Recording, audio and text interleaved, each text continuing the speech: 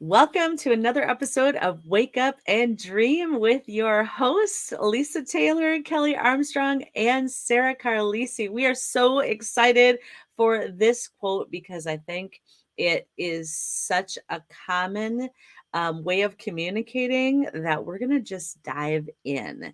So here it is. The quote is from Jenna Kutcher. Jenna Kutcher. And the quote is, "How are you really?" Woo! Don't you just love that? So, so immediately I go to how many times do I get asked that question? How are you? How are you? How are you? And we answer it, oh, good, oh, a little tired, or, okay. But it's that last word. How are you really? So, Kelly, you've been reading this book or started to read this book. So let's dive in to what this kind of sparked when you saw that book title. Yes. Oh my gosh. I'm so excited to share about it because Jenna just has this way of hitting home and it makes sense and she makes you feel safe. If you're watching us on video, this is the book, How Are You Really? And recently came out, and I was honestly scrolling through Instagram, not doing anything in particular. And Amy Porterfield was interviewing Jenna because her new book just launched. And it stopped my scroll, right? That's what we try to do on social media, is to grab that attention in 3 seconds. And I did. I stopped because I was like, what does this mean? Lisa, like you were saying, how are you? But the last word, really.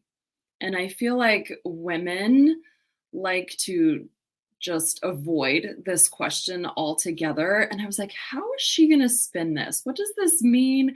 Where is she going with this title of this book and her thoughts, and how she wants to help women? But it is like gaining control of your emotions and being okay with not being okay. And when friends sit down and they ask you, how are you? And you just give some lame answer, busy, tired, all the things, but you're limiting yourself of the connection with that friend. You are limiting the truth and the healing process.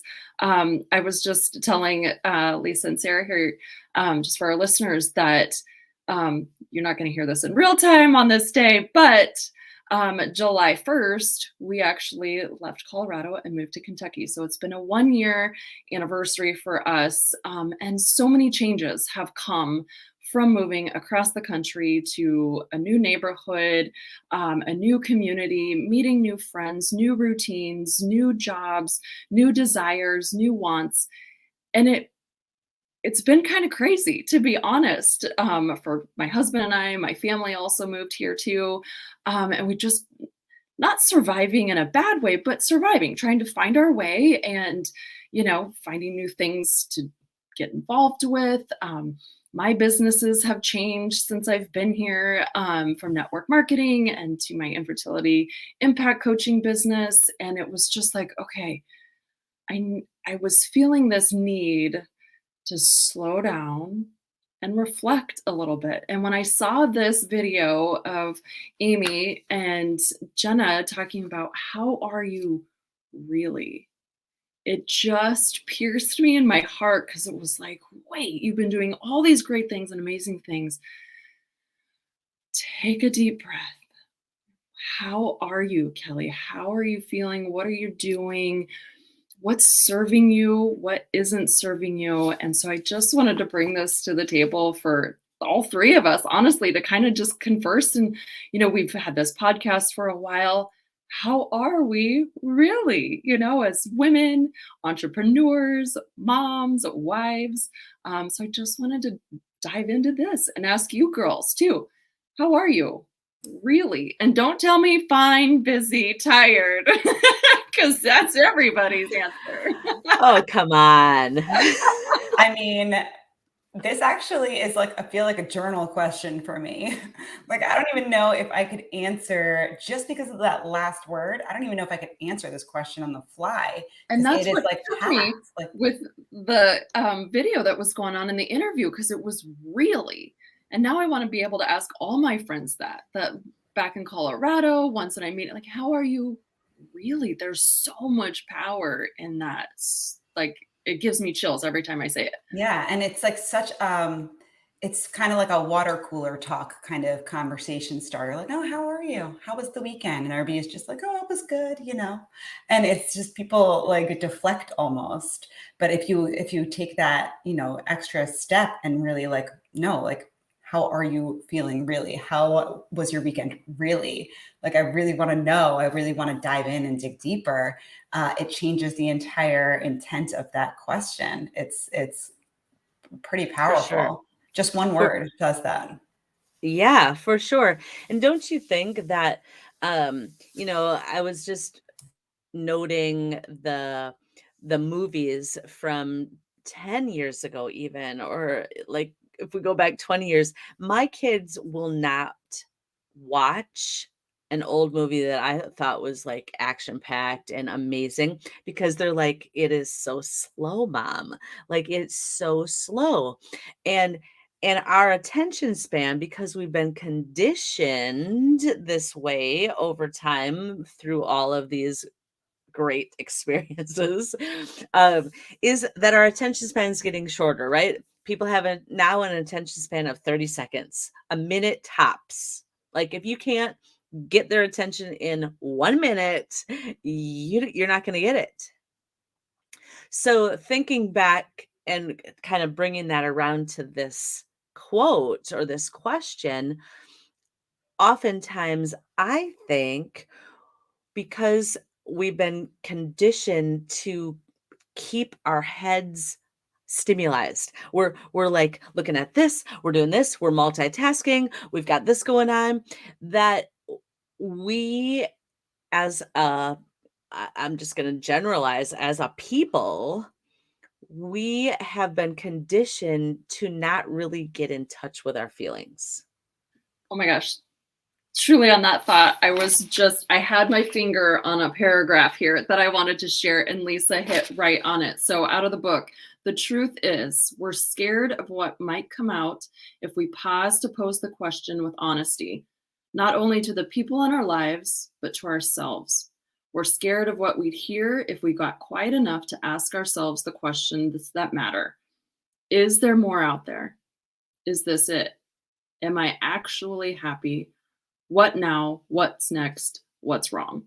And these questions that come to the surface when you are brutally honest with yourself and hearing yourself say it to someone else as well. Like, I get so much out of saying, okay, I'm going to say this out loud. Here it comes. Everybody ready? But it's scared because then it's truth. It's truth. It's fact. It's out there. You've said it. And then what do you do? What do you do when you say, I'm not actually happy? Like, I'm happy, but I'm not fulfilled happy. Or what is next? What do I do about these feelings? Wow, that's so, so good. And, it is that spin that I know I busy myself. Like if I don't want to think about how I'm feeling, I'm just going to dive into busyness. That is an escape for so many. I'm right there. Guilty, guilty, totally guilty. But when it doesn't go away, right? Those thoughts, they just get kind of buried or tossed under the rug, but they're still there. And so I think what you were just saying, Kelly, was like the power of getting it out there. Even if it's scary in the moment, how are you really? When you're really honest, you're journaling, you're sharing with a safe friend that's not going to put you under the bus and is going to be there. um when you put it out there, it's no longer spinning and it loses its power.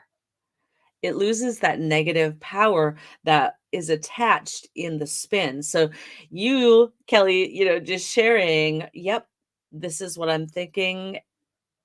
It actually is like freeing to actually just call a spade in your head. You know the truth, right? I mean, we all know it. How are you really? Well, we all know how we are really if we just get honest with ourselves. So as you guys are talking, I'm like sitting here just kind of soaking it all in.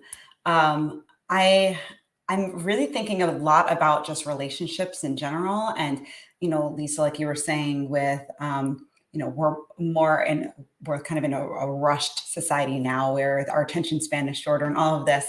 I'm thinking of even like my closest friends and how our interactions are. So because of this busyness that we always have, we'll be like, oh, let's plan a dinner like, every other month, or let's do this. And then what do we do when we get to this dinner? There's probably 4 of us because we try to coordinate schedules. And we're talking about such superficial things most of the time. What's going on with your kids' school? Oh my God, I can't believe they're going to 2nd grade. Oh my God, this. And it's just very superficial. Yeah, just surface level. And it's kind of prompting me this question, and this book I'm going to need to get and add it to a bunch of books that I'm going to be reading all at the same time. But it's prompting me now to actually like reach out to one friend and get coffee. Like instead of trying to have those groups of friends, it's like, it's better from a time management perspective because we're always rushing to do everything, but just go and get coffee with one of my closest friends, sit and actually have a conversation that goes deeper than just surface level. And that's what this is really like sparking for me as you guys are talking. Right. And it's not only just for like you too of, asking yourself, how are you really? But it's also asking your friends too. It kind of goes both ways, and not that you want to pry stuff out of her, but it's really being like intentional. Like you were saying, Sarah, stop asking about the 2nd grade and the kids and, like it's having a conversation. What's going on with you, Yeah, friend? it goes both ways. Yes. And a friend recently that I have back in Texas. So, of course, we can't sit down for coffee once a month, but I tried to be very intentional with my questions last night with her. Like, and not just how are things going, but like really ask. And you know what? She was honest in her response back and how she was feeling about a certain situation that they're going through with moving and not, like all the things. And it was like, I literally just picked up this book last night and already changed how I'm conversing with a friend in a different state. And the thing is, Kelly, is like people don't get this type of question often, if ever. So by you actually, so by you actually like taking that time to ask thoughtful questions and giving her the opportunity to open up, that's huge. That's huge. And it's something that, like we said, like it goes both ways. It's really like, how are you really? But how are these relationships that are obviously super important to you? How are they? Have the conversation, talk about it. Right. In a deeper sense, in a safe place with that friend who needs you and you need them, or your mom or your sister or whoever your buddy is, Yeah. And let's like start healing ourselves in that way and not be afraid, because that's what I think we are when we admit something out loud that we're not okay. And there's different things too, because I always thought when I was in my depression with infertility, I was okay. I convinced myself that I was okay because I didn't think at the time that I needed therapy or antidepressants or all those things. I didn't feel like I was there. So then if I wasn't there, then there's no need to talk about it. Right. So just even if it's just 20%, like whatever the level is, you still need to release it and feel the release and like the healing process of seeing something and being honest with yourself, I think is huge. I think that is so huge. And I think couple of things come to mind is one, we're always thinking about passing on the legacy, right? How do we want our kids? We want to model things for our kids. And I have some neighbors across the street, and they're like 86 years old, and they've been married for 63 years. Like they're diamonds, they're precious gifts to me. And they in their generation, right? For someone to just stop by unannounced, not call, and the coffee pot's always on, and you just have coffee and cookies whenever, it doesn't matter. And yes, of course, come in. Didn't matter if the house was clean, didn't matter if, it didn't matter. That was how they did life. I was just going to say that's their generation too, because there was no cell phones, there was no social media messenger, Instagram messages. You literally had to walk across the street to talk. Now I tell my kids if the doorbell rings to like hide. I'm like, it's probably like someone we don't want to talk to. That's so classic, right? Nobody move. Oh my gosh, that's hilarious. Things have changed. It's so important now to be intentional and stop doing the cute little emoji smiley faces to someone. Today's a good day, thumbs up. Like, I think after the pandemic, truly too, and being confined and being glued to social media, because that's truly the only way we could communicate with people. But now that we're coming out of it, women are wanting more. What they're asking themselves, am I really happy? What is next? What can I do to better myself, the kids, to set a good example, all the things, it's just important to remember. Yeah, for sure. And don't go ahead, Sarah. No, go ahead, Lisa. Well, I was just thinking, so much of our happiness, or how are you really, when we're not wanting to answer that question, because we at its core, we're not happy with whatever. I think it kind of boils down to that question of, what do I want? And what am I fulfilling the purpose and the passions, or am I just existing? And I think that is the purpose of this podcast, right? I mean, this is why we formed this little collaboration between the three of us, because we wanted to highlight that it's okay to ask those questions. It's okay to not be okay, because actually it's a gift. That discontentedness is a gift that pushes us to become and to step out to discover what is it that we truly want. And to pursue those desires instead of them just kind of sitting there. Exactly. This has been completely eye-opening. Kelly, thank you for opening up and sharing about your move. Congratulations, 1 year. Does that feel like it went so fast for you? So fast. I remember you talking about the big move and how the summer was a little hectic, and now it's been a year already. A year already. I can't, I don't know where it went. It was probably the fastest year we've ever had. And now you're able to reflect on it, and you have this book to help with the right questions as you reflect, which is pretty cool. So the name of the book is How Are You Really by Jenna Kutcher. I challenge our listeners to ask a friend this weekend, how are you really? See how that question goes and what that brings up for them and for you. This is so good. And also, Lisa, I like that you mentioned just before modeling this type of thing for our kids too, because slowing down and asking questions like this, they'll catch it, right? So thanks to everybody for listening this week. We look forward to having you again next week.